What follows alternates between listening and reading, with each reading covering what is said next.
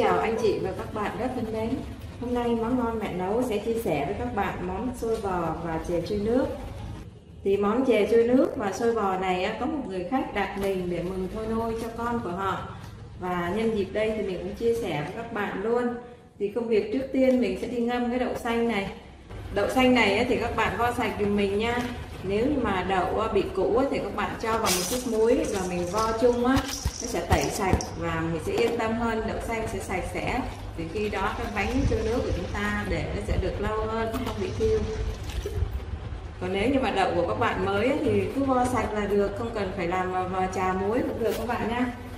Ngâm và các bạn cứ cho nước đầy đầy một chút xíu, cho nó ngập mặt nhiều chút xíu, một lát đậu nó sẽ nở ra. Thì với cái lượng ngày hôm nay mình làm là mình dùng 2 kg bột, gồm 5 cái bịch bột như thế này. Mình dùng bột nếp này. Thì nếu như mà các bạn làm ít thì một bịch bột nếp như thế này các bạn có thể dùng từ 160 cho đến 180 gram đậu xanh. Hôm nay ở đây của mình là 5 bịch thì mình xài là 800 gram. Nó tương đương với một bịch như thế này là 160 gram.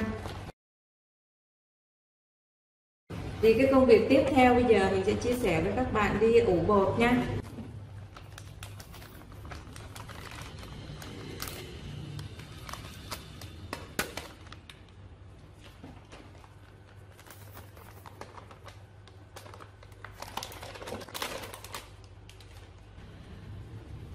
Mình sẽ dùng 1 lít nước.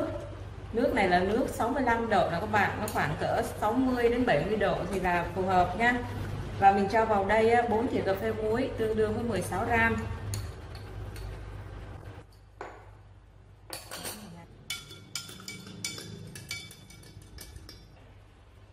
Và mình dùng thêm 750 ml nước cốt dừa. Trong cái bột này mình sẽ pha nước cốt dừa vào đây để mình nhồi bột thì cái bánh chè trôi nước của mình ăn nó sẽ rất là thơm ngon và nó bóng, dẻo mềm nữa đó các bạn.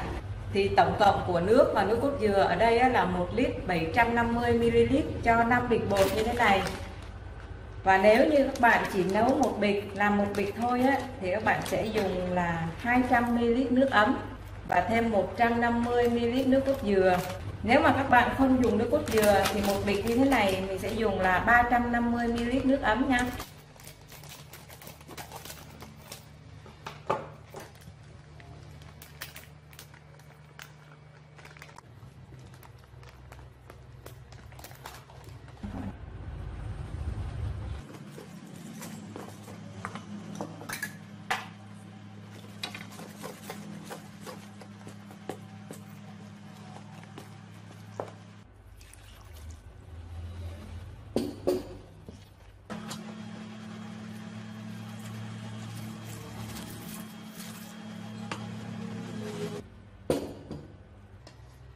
Các bạn trộn cho đều lên đi nha. Rồi thì mình sẽ đổ qua để cho cái nước nó thấm vào trong bột nha.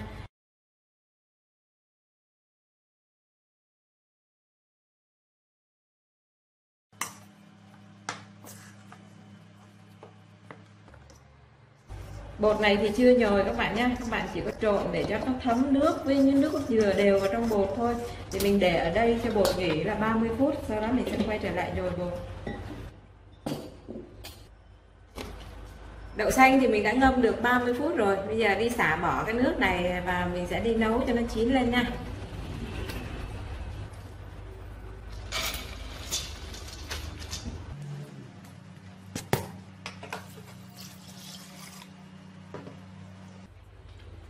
Nước thì các bạn để sấp mặt, nó qua mặt đậu khoảng cỡ 1 phân là được nha. Và chúng ta nấu như là nấu cơm vậy đó các bạn.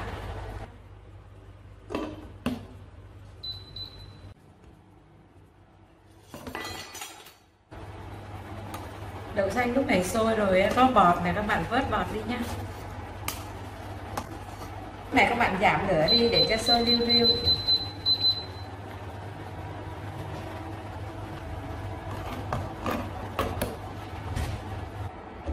Đó, nồi đậu xanh bây giờ nó cạn nước và nó đã chín rồi nè.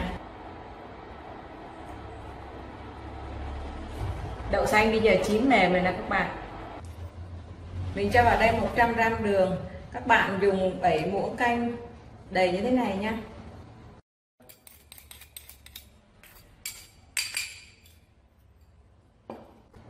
và 15 gram muối. Các bạn đong khoảng 4 muỗng cà phê đầy như thế này.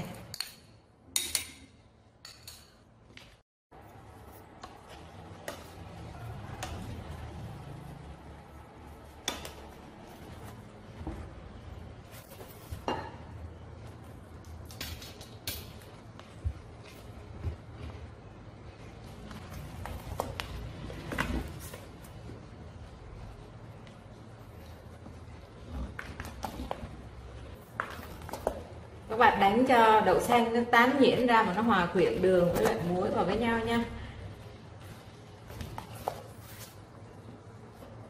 Mình dùng 100 gram hành tím phi vàng lên và bóp vào đây, bóp nhuyễn ra.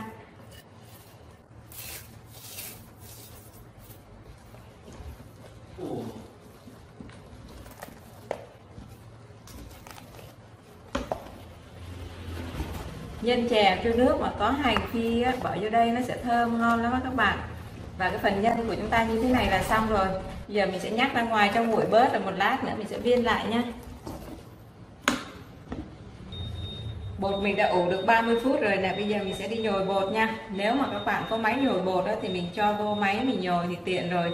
Nhưng mà mình không có máy cho nên là mình sẽ nhồi bằng tay. Các bạn rửa tay sạch trước khi nhồi nha.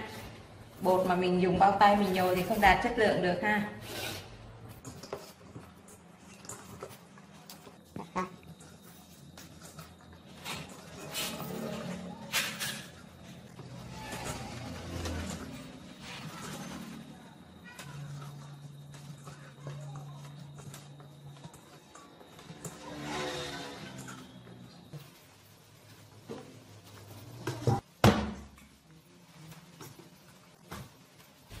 Bột đó thì các bạn nhồi cho đi dẻo mịn đi nha.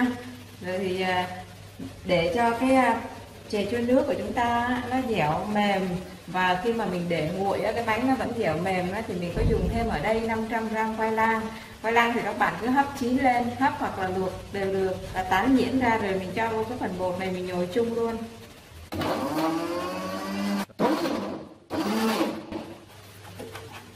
Khoai lang mình đã cho vào máy xay sinh tố thì xay ra là các bạn nhìn thấy nó dẻo chưa? Rất là dẻo luôn á. Bây giờ sẽ trộn và nhồi chung với cái phần bột này luôn nha.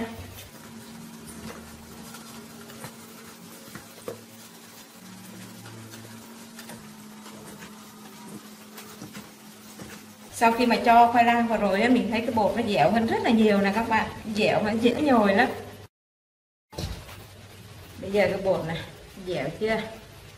Đó, rất là dẻo nè các bạn, giống như bột mì vậy ha.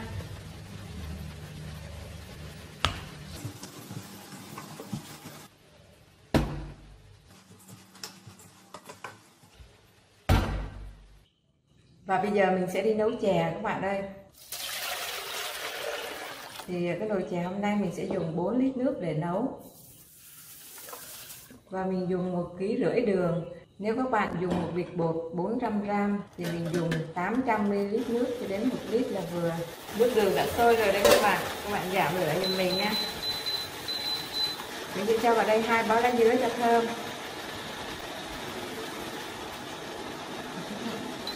Và bây giờ các bạn tiếp tục nấu với lửa trung bình cho mình, để cho cái nước đường nó kẹo lại một tí xíu, và khi đó cái nước đường nó sẽ lên cái màu nâu đẹp hơn.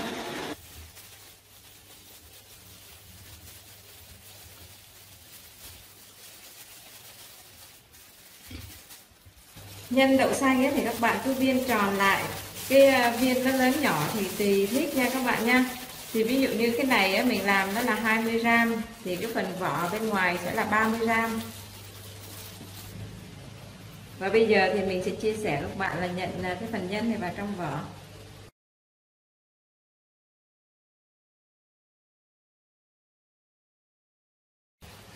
Cái bột nếp mà sau khi mình trộn thêm khoai lang vào thì cái công việc mà là nhận nhân vào trong vỏ này nó dễ hơn rất là nhiều, dễ hơn so với lại không có khoai lang đó các bạn. Nó không bị rách. Đúng rồi, nó không có bị rách. Này nó dẻo à. Làm nó mềm phải không mày? Nó mềm, nó có độ dẻo làm hồi ấy. Rồi.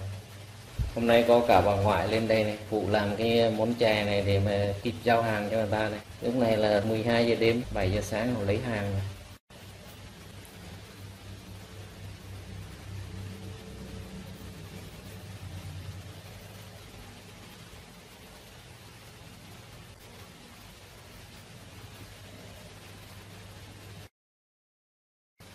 Về cái tỷ lệ hồi nãy mình có chia sẻ với các bạn đó là cái nhân á, nó một phần thì cái phần vỏ này nó sẽ gấp rưỡi.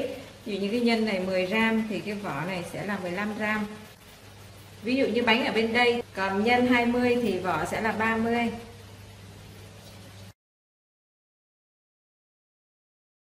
Thưa các bạn, tất cả những cái viên chè trôi nước mình đã làm xong rồi. Còn đây là những cái viên nó không có nhân, người ta gọi là ỉ nè các bạn. Bây giờ chúng ta sẽ đem đi luộc ha. Nước sôi rồi thì mình cho những viên trôi nước vào để luộc này các bạn.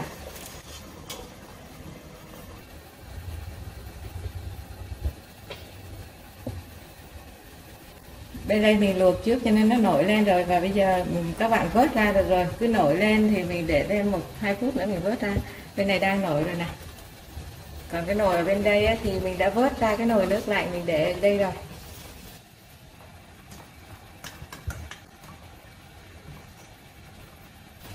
Thưa các bạn, chè trôi nước của mình sau khi mà luộc xong rồi á thì mình cho qua cái nồi nước lạnh á, rồi các bạn lại lấy thêm một lần nước các bạn đổ cho nó sạch đi, để cái nước nó trong như thế này nè, thì cái viên bột dư ở bên ngoài viên chè á, nó sẽ sạch đi.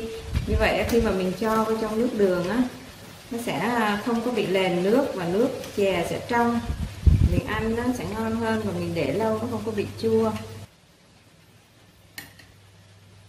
Nước đường thì các bạn cứ nấu cho nó sôi liu riu như thế này, và lúc này nó kẹo xuống cái màu nó nâu hơn nè, nâu nó đẹp ghê chưa. Và bây giờ mình sẽ vớt cái lá dứa này ra nha.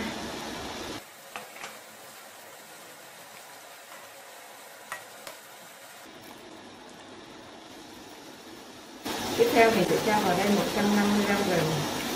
Gừng thì các bạn là cạo vỏ sạch đi, rồi sắc sợi ra như thế này dùm mình nha. Và các bạn có thể dùng nhiều hơn hoặc ít hơn tùy thích nha.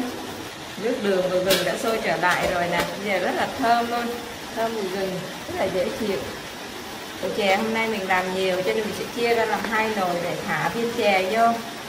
Thưa các bạn, lúc đầu thì mình có ý định là sẽ làm luôn cái xôi bò trong cái clip của chè trôi nước, nhưng mà do thời lượng quá dài nên xin lỗi các bạn, mình sẽ phát tiếp vào lần sau. Mong các bạn đón xem nha, cảm ơn các bạn rất nhiều. Thì khi mà mình bỏ chè vào trong nước đường rồi á, thì các bạn nấu cho mình nhỏ lửa thôi nha, nấu liu riu 15 phút nữa để cho cái nước đường nó thấm vào trong cái viên chè. Mình chúc cho các bạn nấu thật ngon và thành công cái chè trôi nước mà mình đã chia sẻ. Cảm ơn các bạn đã xem clip nấu chè trôi nước của mình. Xin chào và hẹn gặp lại các bạn trong những clip lần sau nha. Joy to the world, the Lord is come. Let earth